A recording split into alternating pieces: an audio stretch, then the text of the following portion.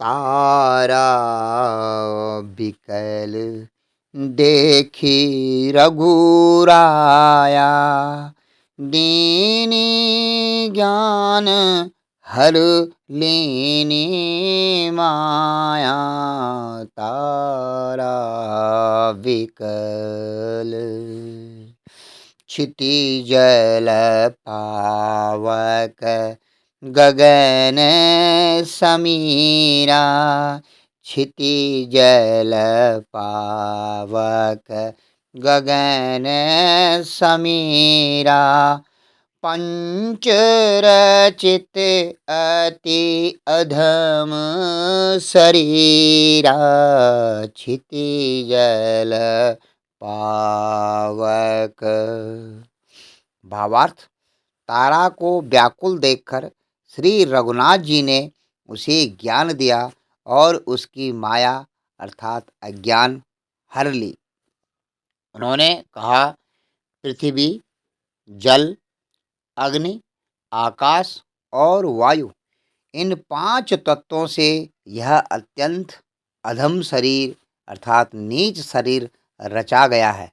नमस्कार मित्रों, जय हिंद, जय भारत और जय उत्तराखंड। मैं गौतम सिंह बिष्ट उत्तराखंड के यूट्यूब भिलांसी चैनल से आपसे मुखातिब हूँ और आप और हम रामायण के दोहे, चौपाए, छंदों के भावार्थ की उत्तमता में अपने जीवन के लक्ष्यों को तलाशते हुए रामायण की इस सीरीज में एक दूसरे से अंतः चर्चा के तहत आगे बढ़ रहे हैं। और यहाँ पर आता है किष्किंधा कांड का वह क्षण जहाँ पर कि महाराज बाली, जो कि रावण दशानन जैसे महावीर को भी अपने 6 महीना काख में दाब कर जिसने रखा था, उस बाली के मृत्यु के बाद जब भगवान श्री राम के एक ही बाण से बाली के प्राण पखेरु उड़ गए, तब उसकी पत्नी तारा बिकल देख रघुराया। वह बिकल होके जब भागी तो उसने अपने वस्त्र और केस नहीं संभाले, तो उसको उसकी विकलता को देखकर प्रभु श्री रामचंद्र जी ने क्या किया, देखें यहाँ पर तुलसी बाबा लिखते हैं,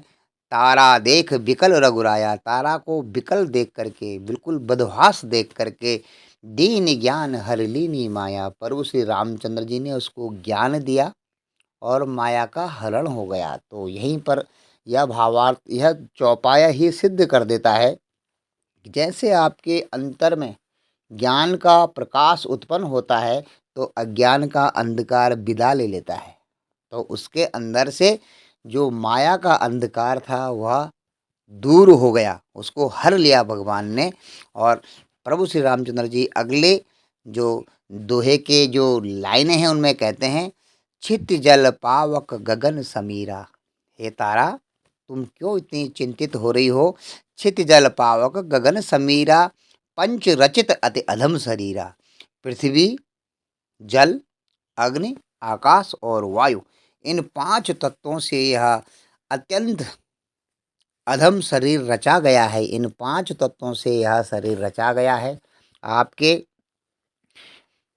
आपके जन्म लेना का जो कारण है, माँ का रज और पिता का वीर्य जरूर है, लेकिन वह रज और वीर्य भी माँ पिता के पेट में इस पृथ्वी में उगे हुए अन्न के कारण, बरसे हुए जल के कारण, अग्नि द्वारा पकाए हुए होने के कारण और आकाश का उसके लिए अवकाश उत्पन्न करने के कारण, अगर अवकाश न हो तो धरती पर कहाँ अन्न जमेगा।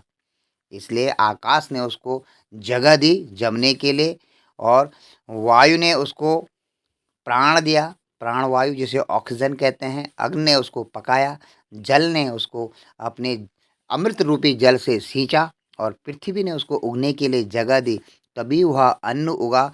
और अंतर में जाकर माँ बाप के पेट में पहुंचकर रज और वीर्य के रूप में परिणित होकर एक ऐसी आत्मा की तलाश में इंतजार करता रहा माँ के गर्भ में। और जैसे ही उसमें प्रभु श्री रामचंद्र जी ने या अनंत भगवान ने अपनी शक्ति के साथ माँ के गर्भ में प्रवेश किया, तो वहाँ पर जीव की उत्पत्ति हो गई और वह बच्चा धीरे धीरे 9 महीने कोख में बढ़ता बढ़ता एक दिन पृथ्वी पर आकर के जन्म लेता है। तो यहाँ पर रामचंद्र जी तारा को बड़ी गंभीर बात समझाते हैं कि छित जल पावक गगन समीरा, पंच रचित अति अधम शरीरा। इस शरीर के लिए तुम रो रही हो जो अग्नि, वायु, आकाश, जल और पृथ्वी के 5 कारणों से रचा गया है, बनाया गया है। और उसमें परमेश्वर का एक छोटा अंश जीव के रूप में जो था, वह तो अब बाली के अंदर नहीं है, वह तो अपने पंच तत्व में मिल गया। और अब ये शरीर यहाँ पर पड़ा हुआ है, या अग्नि, जल, वायु और आकाश का है। वह चिता में जलते हुए अपने अपने हिस्सों में परिणत होकर के वायु अपना हिस्सा ले जाएगी, अग्नि अपना हिस्सा ले जाएगी, पृथ्वी का हिस्सा पृथ्वी में छूट जाएगा और आकाश का हिस्सा आकाश में विलुप्त हो जाएगा। अग्नि, वायु, आकाश, जल और पृथ्वी में ही यह पंच तत्व का शरीर मिल जाएगा। और जो अविनाशी आत्मा परमात्मा का स्वरूप था वह तो जा चुका है। और आगे के चौपाई में तुलसी बाबा लिखते हैं कि प्रगट सो तनु तब आगे सोवा, जीवने त्याग ही लग तुम रोआ। प्रगट सो तनु तब उपजा ज्ञान, चरण तब लागे, लीन से परम भगति बर मांगे, उपजा ज्ञान। भावार्थ, यह शरीर तो प्रत्यक्ष तुम्हारे सामने सोया हुआ है जिसको तुम बाली समझती हो, और जीव नित्य है, वह तो अपनी अनंत यात्रा पर जा चुका है। जो इसके अंदर जीव था, जो धड़कन थी, जो ईश्वर का अंश था। फिर तुम किसके लिए रो रही हो? इस शरीर के लिए कि जो अग्नि, वायु, आकाश, जल, पृथ्वी से बना है, या उस जीव के लिए जो अविनाशी जीव था और अपनी अनंत यात्रा पर निकल चुका है? जब ज्ञान उत्पन्न हो जाता है, जब तारा के अंतर में ज्ञान उत्पन्न हो गया, तब वह भगवान के चरणों में गिर पड़ी, अर्थात लगी, और उसने परम भक्ति का वर मांग लिया। और उसने परम पिता परमेश्वर श्री रामचंद्र जी से अविरल भक्ति से कहते हैं, अविरल भक्ति का वर मांग लिया कि उसके मन में कभी यह ज्ञान लुप्त ही न हो कि यह जो शरीर है यह अग्नि, वायु, आकाश, जल, पृथ्वी का है, और जो ये जीव है ये अविनाशी ईश्वर का अंश है। या जिस प्रकार नहाने के बाद इंसान कपड़े बदली करके दूसरा कपड़ा पहन लेता है, उसी प्रकार यह जीव इस जर्जर शरीर को छोड़ करके अपने पाप और पुण्य कर्मों के गठरी को बांध करके अपनी अनंत यात्रा पर निकल जाता है, दूसरे शरीर की खोज में चले जाता है और दूसरे शरीर में वह जीवन पा लेता है। और मित्रों, यहाँ पर आप देख रहे हैं कि रामायण के गूढ़ रहस्यों में प्रभु श्री रामचंद्र जी अपनी माया, और जिन पर प्रभु की माया लगी रहती है वह माया जाल में फंसा रहता है। मैं और मेरा, तू और तेरा, इस प्रकार से संसार के नाना प्रकार के उपकर्मों में वह लगा रहता है। लेकिन प्रभु को वह भी अपने बच्चे की तरह ही प्यारा होता है, और जो उनका भगत होता है वह तो भगवान राममय ही सारे जग को देखता है, सारे जगत में ही राम को देखता है, राम को ही सारे जगत में देखता है। उसके लिए तो चारों तरफ यह सारा जगत ही प्रभुमय है। तो यहाँ पर जब श्री प्रभु रामचंद्र जी ने कहा कि हे तारा, तुम किसके लिए रो रही हो? प्रगट सो तन तब आगे सोवा, जो प्रगट में जिसको तुम बाली कहती थी और जिस शरीर को तुम भोगा करती थी, जिस शरीर के साथ तुमने यह पूरी गृहस्थी बसाई थी, वह शरीर तो आपके पास में नीचे सोया हुआ है। जीव नित्य कही लग तुम रोवा, और जीव जो अविनाशी था वह तो नित्य रहता है, कभी न वह अप्रकट होता है। वह सिर्फ अपनी यात्रा, अनंत यात्रा पे चला गया। अपने सुख दुखों की गठरी को लेकर जीव अनंत यात्रा पे निकल जाता है, और यहाँ पर यह अग्नि, वायु, आकाश, जल, पृथ्वी का ये जो शरीर है यहाँ पर पड़ा रह जाता है, और इसकी ही आप लोग अंत्येष्टि करते हो। और उपजा ज्ञान चरण तब लागी, जब तारा के मन में ज्ञान उपज गया तो उसने प्रभु श्री रामचंद्र के चरणों में वह गिर पड़ी, और उसने प्रभु से अविरल भक्ति का वरदान मांग लिया। तो मित्रों, यहाँ पर आप देखते हैं कि किस प्रकार से गूढ़ रहस्य से प्रभु अपने भक्तन तारा को समझाते हैं, और जिसके अंतर में ज्ञान जब उपज जाता है तो यह संसार की जो लीलाधारी की लीला है, उस लीला को कुछ कुछ वह समझने लगता है, और वह भक्त के राह होते हुए उस जाल फेंकने वाले प्रभु के पैरों के पास में चला जाता है। और आप जानते हैं कि जो मछली मछुआरे के पैरों के तरफ आती है उसके ऊपर वह कभी जाल डाल ही नहीं सकता, क्योंकि जाल हमेशा उस पर पड़ता है जो मछुआरे से विमुख होकर मछली भाग रही होती है, क्योंकि जाल दूर पड़ता है और जो उसके चरणों के पास में आकर लिपट जाती है उस मछली को मछुआरा कभी पकड़ ही नहीं सकता है, क्योंकि वह तो उस मछुआरे के चरणों में शरण में आ जाती है। और इसी प्रकार मित्रों, रामायण की शरण में जो आता है वह इस संसार के त्रैताप जिसे बोलते हैं, दैहिक दैविक भौतिक तापा, राम राज महु कभू न व्यापा। अगर रामचंद्र जी के राज में आप विचरण करेंगे, आपकी सोच राम राज जैसी हो जाएगी, तो ये आपको कभी व्यापेंगे नहीं। राम राज महु कभू न व्यापा। और तुलसी बाबा आगे के चौपाई में लिखते हैं कि उमा दारू ज्योतिषी के नाई, सबहि नचावत राम गुसाई। उमा दारू जो तब सुग्रीव ही आयुष दीना, मृतक करम विधिवत सब कीना। तब सुग्रीव ही।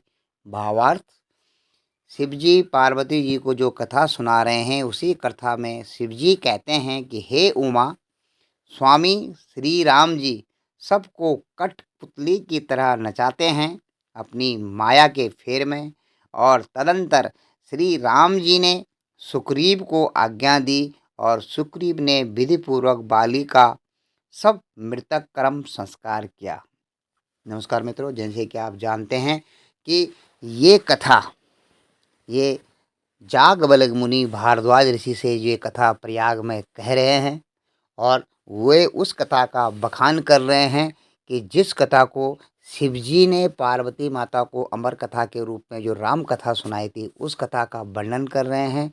और शिवजी पार्वती को वो कथा सुना रहे हैं जो कथा कागभूषुंडी जी ने गरुड़ जी से कही थी। तो इस रामायण में 3 श्रोता और 3 वक्ता हैं, तीनों समदर्शी हैं। एक श्रोता और वक्ता तो कागभूषुंडी जी हैं वक्ता और गरुड़ श्रोता हैं। दूसरे वक्ता हैं भगवान शंकर शिवत्व, त्र्यंबकम यजामहे सुगंधिम पुष्टिवर्धनम, जो पुष्टि और वर्धन करते हैं वे शंकर भगवान तो वक्ता हैं। और माता पार्वती जो जगत की जननी है, सिने सारे जगदम्बा हैं, जगत को अपने अंदर में जिन्होंने रखा हुआ है वो माता सुनने वाली हैं। और तीसरी कथा जो हो रही है जिसको तुलसीदास जी यहाँ पर वर्णन कर रहे हैं वो याज्ञवल्क्य मुनि भारद्वाज मुनि को सुना रहे हैं प्रयाग में। जिस टाइम वो मकर संक्रांति के टाइम पर नहाने के लिए प्रयाग में आते हैं, वहाँ पर वो कथा सुना रहे हैं, समझा रहे हैं। और इसी कथा को हमारे तुलसी बाबा ने रामचरितमानस के रूप में लिखा है और जिसको कि वाल्मीकि ऋषि ने पहले संस्कृत भाषा में इसको अपने उसमें लिख करके, संस्कृत की भाषा में लिख करके रखा था। पहले ये कथा चरित्र शुरू होने से पूर्व ही वाल्मीकि जी ने इसको लिख दिया था। और तुलसी बाबा ने संवत 16 से 31 में इस कथा को लिखना शुरू किया था। तो मित्रों, यहाँ पर ये राम कथा के जो चरित्र हैं ये सब ऊंचे चरित्र हैं। और आप यहाँ पे देख रहे हैं कि यहाँ पर भगवान शिव शंकर कहते हैं हे उमा, स्वामी राम जी सबको कठपुतली की तरह नचाते हैं। उमा दारू ज्योतिष की नाई, सबहि नचावत राम गोसाई। और तब प्रभु श्री रामचंद्र ने, कथा में हम आगे बढ़ते हैं, तुलसीदास जी लिखते हैं, तब सुग्रीव भाई आयुष दीना। तब प्रभु श्री रामचंद्र जी ने सुग्रीव को आज्ञा दी, आज्ञा दी कि तुम जाकर के अपने बड़े भाई का मृतक कर्म करवाओ। तब सुग्रीव ने प्रभु की आज्ञा से विधि पूर्वक बाली का सब मृतक कर्म संस्कार पूर्ण किया।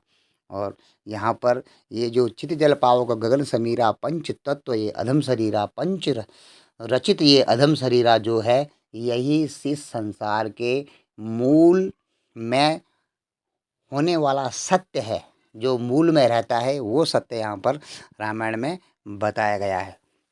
आप सब मित्रों ने इस रामायण की श्रृंखला को यूट्यूब चैनल के माध्यम से इस श्रृंखला को पसंद किया और इसमें आपने अपनी रुचि दिखाई और अपनी उपस्थिति दर्ज करवाई। साथ ही उत्तराखंड यूट्यूब हिरांशी चैनल को अपना प्रेम और स्नेह दिया। इसके लिए मैं आपका बहुत-बहुत आभारी हूँ, वंदन करता हूँ, नमन करता हूँ और आशा करता हूँ कि इसी प्रकार भविष्य में आप सनातन धर्म की संस्कृति को आगे बढ़ाने के लिए हर उस व्यक्ति का साथ देंगे जो कि अपनी पौराणिक मर्यादा और शास्त्रों की महिमा को आगे बढ़ाना चाहता हो। मेरा यह तुच्छ प्रयास आप जैसे महान ज्ञानियों के सामने एक सूरज को दीपक की तरह एक छोटी-सी लौ दिखाना मात्र है और मेरा ये प्रयास इसलिए है क्योंकि रामायण के इन प्रसंगों को रोज़-रोज़ चर्चा में रखते हुए, इनका वर्णन करते हुए मेरा अंतर्मन भी शुद्ध होता है और जिससे मुझे जीने की प्रेरणा मिलती है।